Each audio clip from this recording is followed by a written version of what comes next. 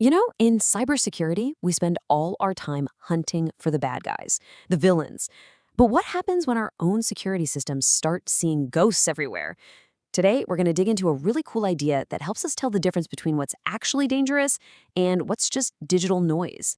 So, picture this. You've been working hard and you finally launch your new website. Could be for a small business, a side hustle, maybe just a personal blog. You're super excited, you start sharing the link with everyone, and then nothing. Crickets. A friend messages you, "Hey, I can't get to your site." Turns out some corporate firewall or security service has flagged your brand new, completely harmless website as malicious. Just like that, you've become an innocent bystander, caught in the crossfire of the war on cybercrime. Now, you might be thinking, okay, that's annoying, but how often does that really happen?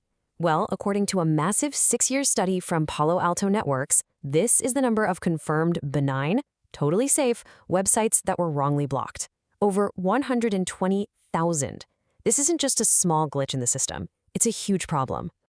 And that brings us right to the heart of the matter, the innocent bystander problem. See, our security tools today often work on a guilty until proven popular model. If your website isn't a household name, it's immediately suspicious.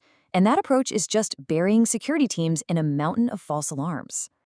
And this quote right here, it just perfectly explains the problem. So what does this actually mean? It means this isn't some big, famous website getting misidentified over and over again. Nope. It's tens of thousands of small, unique, long-tail domains. Each one is another needle in the haystack for an already overworked analyst, or old methods just can't handle it. So what on earth is the solution? Well, some really smart researchers decided to just flip the entire script. They stopped asking, "Is this site guilty?" and started asking a much more interesting question. How can we proactively prove a website's innocence? And this slide lays out that fundamental shift in thinking. For decades, cybersecurity has been all about hunting for indicators of compromise, or IOCs. The digital breadcrumbs that hackers leave behind. But this new way, this is about searching for indicators of benignity, or IOBs. We're looking for positive proof that a site is legit. And this is the real aha moment of the whole thing. Instead of just assuming the worst about some new or unknown site, this approach actively looks for clues that it's tied to a real, legitimate business or person. It's kind of like doing a quick automated background check instead of just looking to see if they have a criminal record. So what exactly is an indicator of benignity? Well, it's actually a pretty simple idea. Think of it as a verifiable clue somewhere out there on the internet. It could be a business listing on Yelp, a link from a professional LinkedIn page, or even a mention in a public directory that connects a domain to a real-world entity. Okay, but finding trustworthy clues on the wide open internet, that sounds kind of tricky, right? So how does this actually work in practice?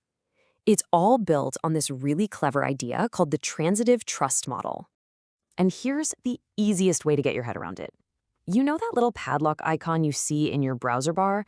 Well, that exists because of something called a chain of trust. Your browser trusts a big official certificate authority, and that authority vouches for the website you're on. The transitive trust model basically applies that exact same logic to proving a domain is safe. It all breaks down into 3 simple steps. First, you start with something that's basically universally trusted, what the model calls a root of trust. In their research, they used official government websites. Perfect. Second, you find another site, an IOB source, that's mentioned or linked to by that government site. And third, if that IOB source then points to the website you're investigating, boom, the trust gets passed along. The site inherits its innocence. And this diagram here shows you exactly how that flow works. You're literally creating a verifiable path, a chain, from a super trusted anchor, like a .gov website, through some intermediate source, all the way to the domain you're looking at. This chain gives you the proof you need. It establishes legitimacy where before there was just suspicion. Okay, that brings us to the next massive question, right? This all sounds great in theory, but websites are messy. They're filled with unstructured text, weird formatting, ads, just chaos.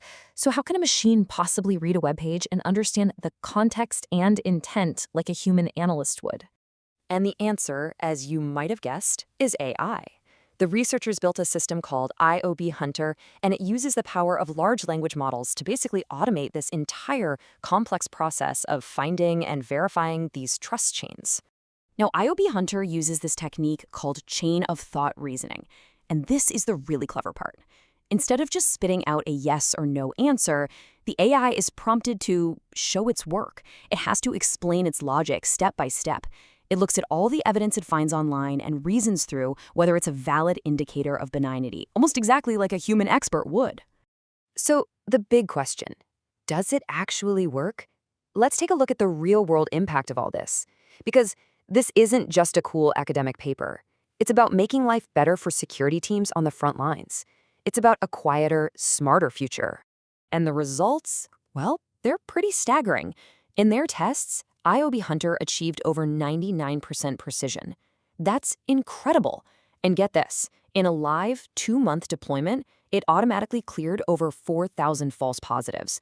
That's 4,338 alerts that a human analyst didn't have to waste time investigating, so they could focus on actual threats. So what's the big takeaway for all of us? This research gives us a whole new toolkit. First, it's time to audit our allow lists. Stop relying only on popularity. Second, we should start integrating this idea of social proof, external links from trusted places, into how we score risk. And finally, why not use LLMs to automate that initial common sense check on alerts before they ever hit a human's desk? And all of this leaves us with one final, really provocative thought to chew on. We've spent this whole time talking about proving a site's innocence. But what if this model gives us a completely new way to spot danger? Imagine a world where you get an alert not because a site suddenly looks malicious, but because its benignity, all that proof of it being good, just disappears. That could be the very first sign that a legitimate site has just been compromised. And that's the truly exciting future this kind of thinking opens up.